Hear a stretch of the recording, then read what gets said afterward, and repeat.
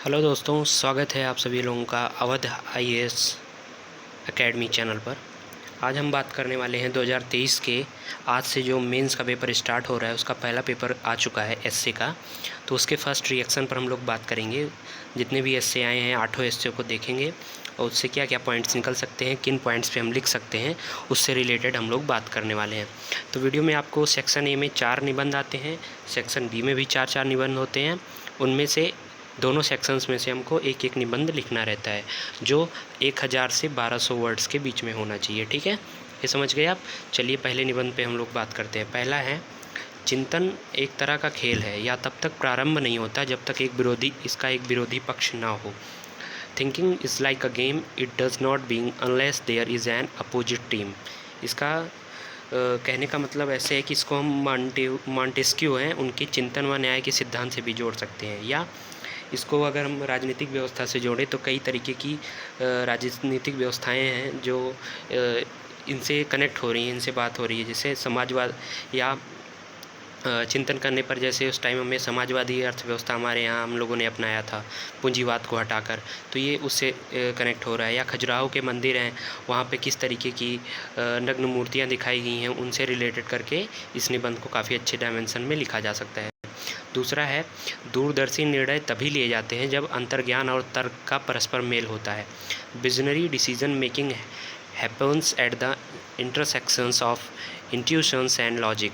इसका कहने का मतलब है कि बिना सोचे समझे हम लोग को निर्णय नहीं लेना चाहिए, या जब हम बिना सोचे समझे निर्णय लेते हैं तो हमें कैसे हमारे सामने कठिनाइयाँ आती हैं, जब हम सोच समझ के निर्णय लेते हैं तो कैसे वो सही होता है। तो इसको हम कर सकते हैं। जैसे अभी हाल ही में श्रीलंका में क्राइसिस हुआ था, वहाँ पे क्या हुआ था, श्रीलंका द्वारा ऑर्गेनिक खेती का निर्णय लिया गया था क्योंकि वो लोग जो खाद होती है, ये पेस्टिसाइड्स होती है, इनका आयात नहीं कर पा रहे थे, उसकी दिक्कत हो रही थी वहाँ पे। तो उन्होंने क्या डिसीजन लिया कि ऑर्गेनिक खेती करेंगे हम लोग।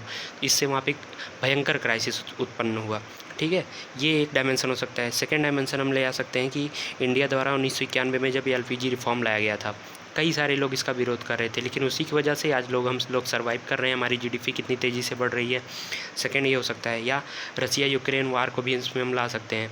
रसिया के द्वारा जो यूक्रेन पर वो किया गया मिलिट्री कहते हैं, उससे वो हुआ, तो उनका भी देख लीजिए, अभी तक उनका वार चल ही रहा है, 1.5 साल से ऊपर हो रहे हैं, कितनी प्रॉब्लम्स फेस करनी पड़ रही हैं कई कंट्रीज़ को। तो ये तीसरा डायमेंशन हो सकता है। या एक और डायमेंशन हम जोड़ सकते हैं गांधी जी से।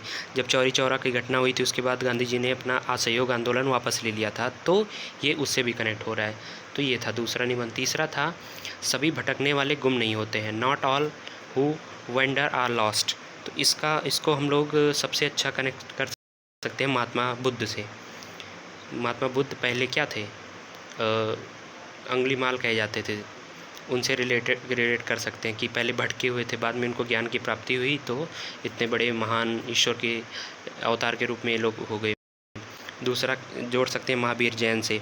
या थर्ड हम लोग सबसे अच्छा जोड़ सकते हैं माइकल फैराडे से, जिन्होंने चुंबकत्व का नियम दिया था हमको, और ये ज्ञात किया था कि चुंबक से क्या हो सकता है, इलेक्ट्रिसिटी पैदा हो सकती है। जैसे उन्होंने इतने एक्सपेरिमेंट किए कि उनको गुस्सा आया और उन्होंने चुंबक को फेंका, उसके बाद चुंबक टूटा और एक वायर से जाके टकराया, वहाँ पे इलेक्ट्रिसिटी उत्पन्न हुई जो उनको पता चली। तो इस तरीके से उनको ये पता हुआ कि चुंबक में गति कराने पर ही उसमें क्या होता है, इलेक्ट्रिसिटी उत्पन्न होती है। तो एक डायमेंशन ये हो सकता है। तीसरा, महाभारत की युद्ध से भी इसको जोड़ सकते हैं, या इंडिया में जो एलपीजी रिफॉर्म आते हैं उनसे भी इसको कनेक्ट कर सकते हैं हम लोग। थर्ड था ये।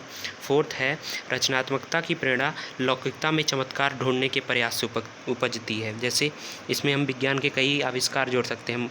जैसे बल्ब का आविष्कार जो हुआ था, कितने बार असफलता मिली उनको, तब जाकर ये सफल हुआ, तो इससे भी रिलेट कर सकते हैं। तीसरा, चंद्रयान जो गया है हमारा, चंद्रयान फर्स्ट में सेकंड में हम लोग कितने असफल हुए थे, एकदम लास्ट मोमेंट पे, लास्ट 15 मिनट पे जाके चंद्रयान हमारा वो नहीं लैंड कर पाया था। लेकिन इस बार हम लोगों ने पूरे भारतवासियों ने मिलकर इसरो का साथ दिया और इससे ये इस बार का चंद्रयान हमारा सफलतापूर्वक दक्षिणी पोल पर लैंड हो गया। तो ये इससे भी रिलेट कर सकते हैं। ठीक, या आर्टिफिशियल इंटेलिजेंस आ रहा है, उससे भी इसको रिलेट करके पॉइंट लिख सकते हैं। तीसरा, ऑनलाइन शिक्षा जो हुई है, कई भटकाव हैं लेकिन इसका यूज भी है, तो ये ऑनलाइन शिक्षा का भी हम लोग इसमें यूज कर सकते हैं।